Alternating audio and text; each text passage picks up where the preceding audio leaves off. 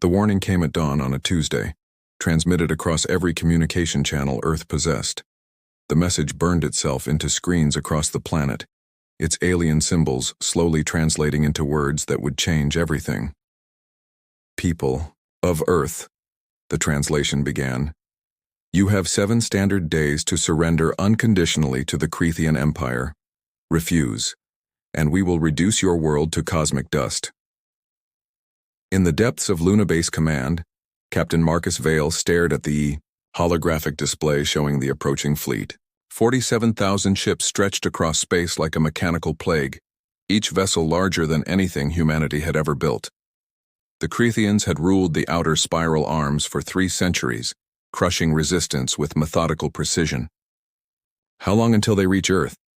Vale asked, his weathered face showing no emotion despite the impossible odds. Lieutenant Commander Nina Torres, his second-in-command, checked her readings. 6 days, 18 hours at their current velocity. They're not even trying to hide their approach. Vale nodded grimly. At 52, he had spent most of his life preparing for humanity's first major interstellar conflict. Earth's combined fleet numbered barely 300 vessels, most of them exploration ships hastily converted for combat. Against the Cretan Armada, they would last perhaps minutes.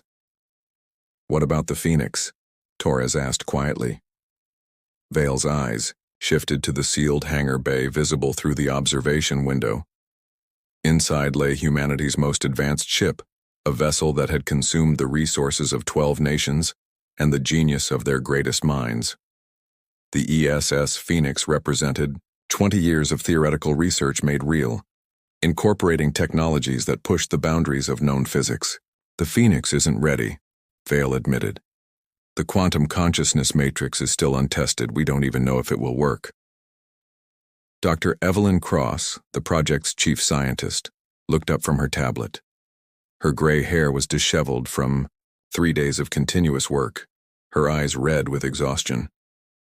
The simulations show promise, but we're talking about interfacing human consciousness directly with ship systems. The neural stress alone could kill the crew. Vale studied the tactical display again.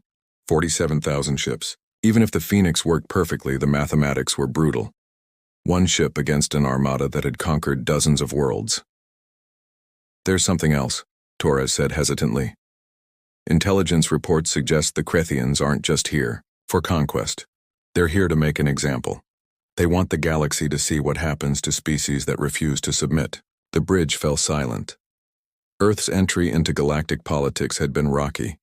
Humanity's tendency to question authority and resist subjugation had irritated several established powers. The Crethians saw Earth as a perfect opportunity to demonstrate their supremacy. Vale walked to the window overlooking the Phoenix's hangar. The ship was sleek and predatory, its hull incorporating metamaterials that seemed to drink in light. Unlike traditional vessels, the Phoenix had been designed around its crew rather than its weapons. Every surface could become an interface.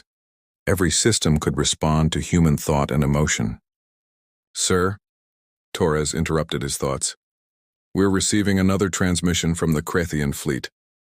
The main screen flickered, revealing a towering alien figure. War Admiral Vexoth stood nearly 3 meters tall, his chitinous armor gleaming, with battle honors. 6 arms moved with mechanical precision as he delivered his message. Humans, Vexoth's translated voice carried contempt. We offer you the dignity of surrender. Your ships are primitive, your tactics predictable. We have studied your military history. You fight with courage but lack the wisdom to know when defeat is inevitable. Vale stepped forward, activating the response channel. War Admiral, I am Captain Marcus Vale of Earth Defense Command. We appreciate your offer but must respectfully decline. Vexoth's mandibles clicked in what might have been amusement. You would sacrifice your entire species for pride? We would sacrifice ourselves for freedom, Vale replied. But we don't intend to sacrifice anything. The alien's 6 eyes focused intently on the screen. Explain. Vale felt the weight of humanity's future pressing down on him. In the hangar below, the Phoenix waited. Untested, experimental, possibly suicidal. but it represented something the Krethians couldn't understand: the human refusal to accept impossible odds. "You'll see in 6 days," Vale said simply. Vexoth's image flickered out, leaving the command center in tense silence. Torres moved beside Vale, her voice barely above a whisper. "Marcus, please tell me you have a plan." Vale looked at the Phoenix one more time. Inside that ship, systems waited to merge human consciousness with quantum mechanics, to turn thought into reality and determination into power. It was humanity's greatest gamble, based on their greatest strength: the ability to adapt, to find solutions where none should exist. "We're going to show them why you never corner a human," Vale said. "Because when we have nothing left to lose, we become something they've never seen before." The countdown began. 6 days until the Krethian Armada arrived. 6 days to prepare humanity's response. The galaxy was about to learn that sometimes one ship crewed by humans who refuse to surrender is worth more than 1,000 vessels crewed by those who have forgotten how to fight for something greater than themselves. The Phoenix would fly. And with it, humanity's answer to those who demanded submission. The Phoenix launched at 600 hours on the 6th day, slipping away from Luna Base like a shadow against the stars. Captain Vale stood on the bridge, watching Earth shrink behind them as they accelerated toward the approaching Krethian Armada. Around him, his hand-picked crew worked with quiet efficiency, each knowing they might be flying toward their deaths. Navigator Zoe Quinn called out their position from her station. At 28, she was the youngest person ever to achieve Master Navigator certification, her mind capable of calculating hyperspace jumps that would challenge most computers. "Course locked in, Captain. We'll intercept the Krethian fleet in 36 hours. Engineer Rico Santos looked up from his console, wiping grease from his hands. The burly man had volunteered for this mission despite having 3 children back on Earth. "All systems are green, sir. The quantum consciousness matrix is stable, but I still don't like the power readings. We're pushing the reactors beyond their design limits." Tactical Officer Jake Morrison finished his weapons check and turned to Vale. The former Marine had served in the Titan Uprising and the Europa conflict, earning a reputation for impossible victories. "Weapons systems nominal, Captain. Though I have to say our armament looks pretty pathetic against what we're facing." Vale nodded, understanding their concerns. The Phoenix carried advanced particle beams and quantum torpedoes, but their firepower was nothing compared to the Krethian dreadnoughts. Each enemy vessel could level a continent. Their fleet could crack planets. "Remember," Vale said, "we're not trying to outgun them. We're trying to do something they've never seen before." "Doctor?" Cross emerged from the quantum lab, her expression a mixture of excitement and terror. "The consciousness interface is ready, Captain. The system will allow each crew member to merge their awareness with ship functions. You'll think, and the ship will respond. You'll feel, and the systems will adapt." Quinn frowned at her navigation. "Controls. What are the risks?" "Complete neural collapse if the interface overloads," Cross admitted. "Or perfect synchronization between human intuition and quantum mechanics. We honestly don't know which." The next day brought them face to face with the Krethian Armada. On the main screen, the enemy fleet filled space like a metallic galaxy. Ships the size of cities moved in perfect formation, their weapons all ready, charging for the assault on Earth. Vale opened a communication channel. "Krethian fleet, this is Captain Marcus Vale of the Earth vessel Phoenix. I'm here to discuss terms." War Admiral Vexoth's image appeared on screen, his 6 eyes showing amusement. "You bring one ship to negotiate with 47,000? Your species becomes more puzzling with each encounter." "Sometimes one ship is enough," Vale replied calmly. Vexoth gestured with 2 of his arms. "Look around you, human. My dreadnoughts could destroy your vessel with a single volley. My cruisers outnumber your entire planetary fleet. What could you possibly offer that would interest me?" Vale smiled. "A demonstration." Before Vexoth could respond, Vale gave the signal. The Phoenix's quantum consciousness matrix activated, and suddenly the bridge exploded into light. Each crew member felt their awareness expand beyond their physical bodies, merging with the ship's systems in ways that defied explanation. Quinn gasped as she became one with the navigation array. She could feel the gravitational currents of nearby stars, sense the quantum fluctuations that normal sensors couldn't detect. The ship moved through space not like a vessel following predetermined courses, but like a living thing responding to her instincts. Santos found himself connected to every system on the ship. The reactors weren't just power sources anymore. They were extensions of his will.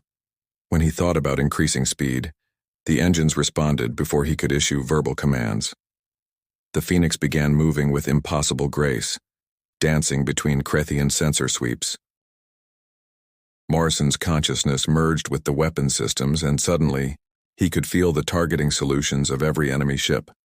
The Phoenix's modest armament became surgical instruments in his hands, each shot precisely calculated not for maximum damage, but for maximum psychological impact. The Krethian fleet watched in confusion as the lone human ship began performing maneuvers that seemed to violate physics. The Phoenix twisted through dimensions, appeared and disappeared from sensors, and fired shots that curved through space, like living things. Impossible, Vexoth muttered, studying his tactical displays. No ship can move like that. No computer can calculate those trajectories. Vale, his consciousness now expanded throughout the Phoenix, spoke with a voice that seemed to come from the ship itself. You're right, Admiral. No computer can. But we're not using computers. We're using something you've forgotten how to access. What are you talking about? Vexoth demanded. Intuition, creativity, the ability to see solutions that don't exist in any manual or database. You've spent so long perfecting your technology that you've forgotten the most powerful computer in the universe is the one evolution gave you. The Phoenix continued its impossible dance through the Krethian formation. Enemy ships fired volleys that should have been inescapable, only to watch their target slip away at the last second. The human vessel struck back with pinpoint accuracy, disabling weapon systems and communication arrays without destroying the ships entirely. Vexoth realized with growing alarm that his massive fleet was being systematically neutralized by a single opponent they couldn't predict or counter. Every tactical doctrine in his database assumed rational, calculated responses. The Phoenix was responding with pure human instinct amplified by quantum mechanics. This changes nothing, Vexoth broadcast to his fleet. All ships, focus fire on the human vessel. Overwhelm their defenses through sheer volume. But as thousands of weapons turned toward the Phoenix, Vale smiled. The Krethians still didn't understand what they were facing. They saw one ship and assumed it had the limitations of one ship. They couldn't comprehend that they were fighting something that had transcended those limitations entirely. The real battle was about to begin. Thousands of energy beams converged on the Phoenix's position, enough firepower to vaporize a moon. But the ship wasn't there when the weapons struck. Quinn had felt the attack coming through the quantum field. Her consciousness, reading the enemy's intentions before their computers finished calculating firing solutions. The Phoenix twisted through space-time itself, emerging behind the Krethian formation. War Admiral Vexoth stared at his tactical display in disbelief. Report. Where did they go? Unknown, sir, his tactical officer replied, mandibles clicking nervously. The vessel simply vanished from our sensors. Energy signatures suggest some form of dimensional manipulation, but the power requirements should be impossible for a ship that size. The Phoenix reappeared on their starboard flank, moving with fluid grace between the massive dreadnoughts. Morrison's merged consciousness guided the weapon systems with artistic precision, each shot calculated not just for tactical effect but for psychological impact. Plasma beams danced across Krethian hulls, spelling out words in their own language. Surrender now. Vexoth's 6 eyes narrowed. In 3 centuries of conquest, no enemy had ever mocked his fleet. All vessels execute Pattern Omega. Surround the human ship. No escape vectors. The Armada began moving with practiced efficiency. 47,000 ships positioning themselves in a perfect sphere around the Phoenix. It was a formation that had never failed, designed to trap even the fastest opponents in an inescapable cage of firepower. Captain Vale felt the trap closing through his expanded consciousness, but instead of fear, he experienced something the Crethians couldn't have anticipated. Through the quantum matrix, he was connected not just to his ship and crew, but to the collective experience of humanity itself. Every human who had ever faced impossible odds, every moment of desperate creativity, every refusal to surrender flowed through his awareness. "Rico," Vale said, his voice echoing strangely through the bridge. "Remember the Alamo?" Santos grinned, despite their desperate situation. Through his connection to the ship's systems, he could feel the engineer's understanding. Small force, impossible odds, last stand that inspired a revolution. "I read you, Captain." The Phoenix began to change. Santos directed power through pathways that shouldn't have existed, routing energy through quantum conduits that formed and dissolved based on pure human intuition. The ship's hull started to shimmer, taking on properties that defied conventional physics. Dr. Cross monitored the readings from her station, her scientific mind struggling to process what she was seeing. The quantum field is expanding beyond the ship's boundaries. The consciousness matrix is somehow tapping into the zero-point energy of space itself. Quinn felt it too. Through her navigational awareness, she could sense something vast awakening around them. The Phoenix wasn't just a ship anymore. It was becoming a focal point for human determination, a lens through which the species' refusal to surrender was being amplified by the fundamental forces of reality. Fexoth watched his perfectly ordered formation begin to experience system failures. Ships reported navigation errors, weapon malfunctions, and communication disruptions. The space around the Phoenix was becoming chaotic, responding to human thought, patterns rather than alien logic. "What are they doing to our fleet?" he demanded. His science officer, a creature whose species had served the Crethians for 2 centuries, studied the readings with growing confusion. "Admiral, the humans appear to be weaponizing chaos itself. Their ship is generating probability cascades that are affecting our systems on a quantum level." Morrison understood what was happening better than the scientists. Through his tactical connection, he could feel the battle changing from a conventional engagement to something unprecedented. The Phoenix wasn't just fighting the Crethian fleet, it was rewriting the rules of how space combat worked.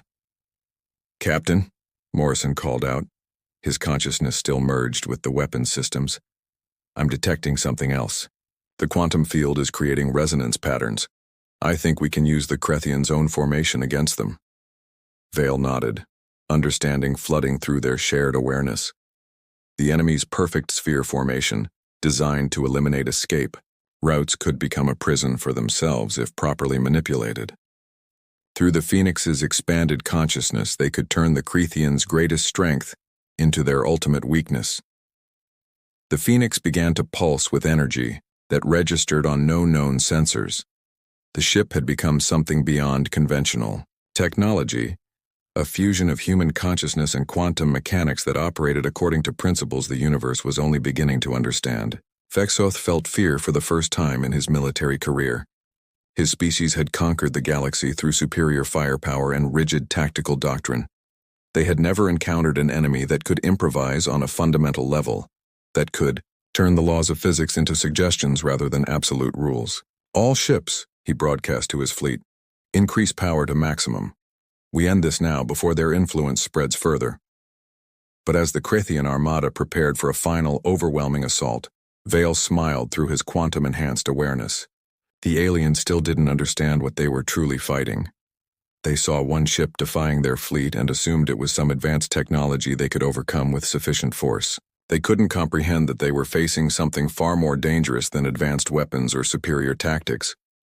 They were confronting the human spirit itself, amplified and focused through scientific achievement into a force that could reshape reality according to will rather than acceptance. The Phoenix pulsed once more, and space around the Crethian fleet began to change in ways that would redefine galactic warfare forever. The Crethian fleet unleashed everything they had. 47,000 ships fired simultaneously, creating an energy storm that could have sterilized entire star systems. The combined firepower blazed through space like an artificial sun, converging on the Phoenix's position with mathematical precision. The human ship vanished again, But this time something impossible happened. Instead of reappearing elsewhere, the Phoenix seemed to exist in multiple locations at once. Crethian sensors detected it in dozens of positions throughout their formation, each image solid and real, according to their instruments. War Admiral Vexoth gripped his command throne with all 6 arms.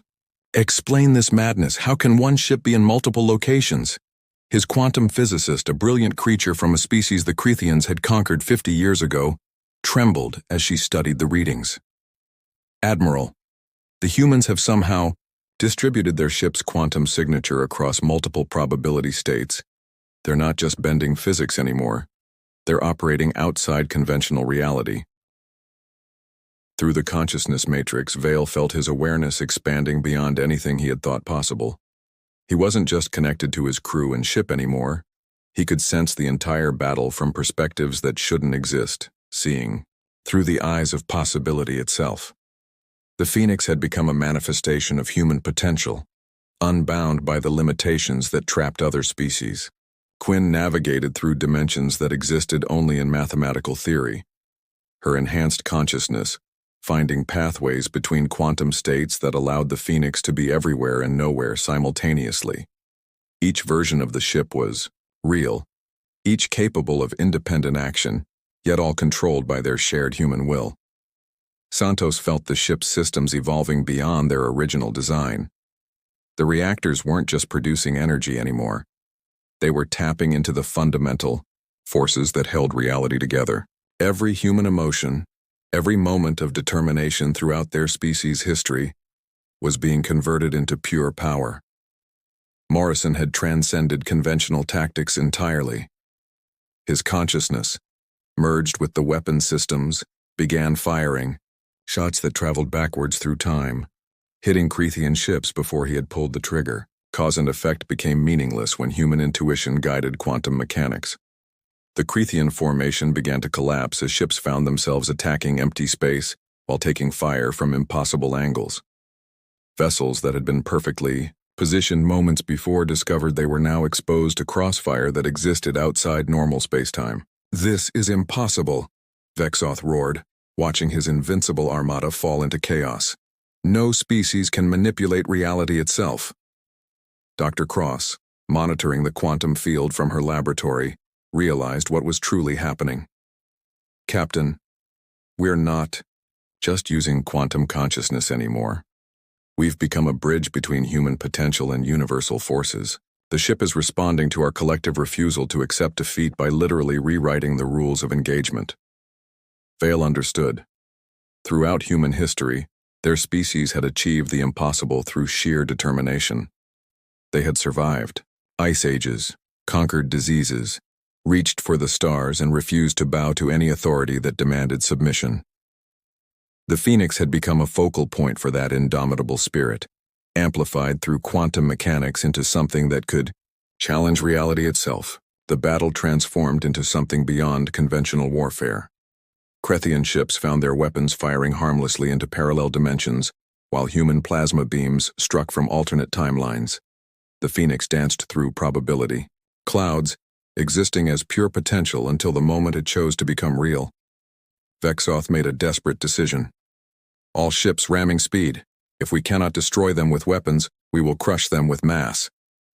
Thousands of Crethian vessels accelerated toward the Phoenix, their hulls reinforced for impact. It was a tactic born of desperation, but desperation that might work against an enemy that seemed immune to conventional attack. But as the alien ships closed in, Morrison smiled through his quantum-enhanced awareness. The Crethians still thought in terms of physical contact, of mass and momentum. They couldn't understand that the Phoenix now existed as much in the realm of ideas as in normal space. The human ship began to phase between realities, becoming temporarily intangible as Crethian vessels passed harmlessly through its position. But with each phase shift, something unexpected happened. The Phoenix left behind quantum echoes of itself, each one carrying a fragment of human consciousness. Soon the battlefield was filled with hundreds of Phoenix images, each one capable of independent thought and action. The Crethians found themselves facing not one impossible enemy, but an entire fleet of them, all guided by human determination and quantum mechanics. Santos watched his power readings climb beyond anything the ship's designers had imagined possible. "Captain, we're approaching critical resonance. The quantum field is amplifying our consciousness to levels that might affect the entire star system." Vale felt the weight of what they had become. The Phoenix was no longer just a ship defending Earth. It had become a demonstration of what humanity could achieve when pushed beyond all limits, when their refusal to surrender was given the power to reshape reality itself. The Crethean fleet, once proud and invincible, now fled in all directions as their perfect formation dissolved into chaos. They had come to conquer a species they thought was primitive and weak. Instead, they had awakened something that challenged their understanding of what was possible in the universe. The Crethean retreat was unlike anything recorded in galactic history. Ships that had conquered dozens of worlds fled in panic from a single human vessel that defied every law of physics they understood. War Admiral Vexoth watched his invincible armada scatter across the star system, their perfect formations broken by an enemy that operated beyond conventional reality. Captain Vale felt the quantum consciousness matrix begin to stabilize as the immediate threat passed. The Phoenix slowly returned to normal space-time, its multiple quantum echoes converging back into a single vessel. But something fundamental had changed. The ship hummed with residual energy that would never fully dissipate, and the crew carried within them an expanded awareness that would mark them forever. "Admiral," came a transmission from the fleeing Crethean flagship. "We request immediate ceasefire. The Crethean Empire withdraws all claims on Earth and surrounding systems." Vexoth's image appeared on the Phoenix's main screen, but the proud conqueror of worlds now looked broken and afraid. His 6 eyes darted nervously as he struggled to comprehend what he had witnessed. "Captain Vale, what are you? What is your species?" Vale studied the alien commander who had come to destroy his world. Through his enhanced consciousness, he could sense Vexoth's genuine terror and confusion. "We're exactly what we told you we were, Admiral. We're human. The problem is that you never understood what that meant." Dr. Cross monitored the quantum field readings as they gradually returned to baseline levels. "Captain, the consciousness matrix has created permanent changes in our neural pathways. We'll never be quite the same again. And the ship itself has been fundamentally altered at a quantum level." Navigator Quinn felt the lingering echoes of her expanded awareness. Still, able to sense gravitational currents and probability flows that normal sensors couldn't detect. "It's like we've awakened something that was always there, just waiting for the right circumstances to emerge." Engineer Santos watched his power readings stabilize at levels that should have been impossible for their reactor design. The ships learned how to tap into zero-point energy directly. "We're not just more advanced now, we're operating on principles that didn't exist before this battle." Tactical Officer Morrison studied the scattered Crethean fleet through sensors that could now perceive multiple dimensions simultaneously. They're broadcasting surrender signals to the entire galaxy. Word of what happened here is spreading faster than light through their communication networks. Vale nodded, understanding the implications. The Crethean Empire had ruled through fear and overwhelming force. Their defeat by a single human ship would send shockwaves throughout the galaxy, inspiring hope in oppressed species and terror in their oppressors. "Admiral Vexoth," Vale said, opening a communication channel. "You came here to teach the galaxy a lesson about the consequences of resisting your empire. You succeeded, but not in the way you intended." The alien commanders' mandibles clicked nervously. "What do you want from us?" "Nothing," Vale replied simply. "We want you to leave our space and never return. But more importantly, we want you to spread the word about what you've learned here today." "And what have we learned?" Vexoth asked, though his tone suggested he already knew the answer. "That some species cannot be conquered, that some spirits cannot be broken, that when you corner humans and give them no choice but to fight, they don't just resist, they transcend." Vale's voice carried across space with quiet authority. "Your empire rules through fear, Admiral. But fear is just another limit to be overcome." As the Crethean fleet completed its retreat, messages began pouring in from across the galaxy. Oppressed worlds that had suffered under alien domination for centuries suddenly found hope in humanity's impossible victory. The story spread like wildfire. Earth had faced annihilation and responded by sending one ship that redefined what was possible. The Phoenix limped back toward Earth, its hull scarred but victorious. The quantum consciousness matrix had stabilized, but the changes it had wrought were permanent. Vale and his crew were no longer quite human in the conventional sense. They had become something new, a bridge between human potential and cosmic forces. Luna Base Command erupted in celebration as the Phoenix docked. The impossible had happened. One ship had not just defeated but utterly routed the most powerful fleet in known space. But Vale understood that their victory was about more than military tactics or advanced technology. "We didn't win because we had better weapons," he told the assembled crowd of scientists, military personnel, and reporters. "We won because we had something the Krathians had forgotten how to access, the power of unlimited human potential when it refuses to accept defeat."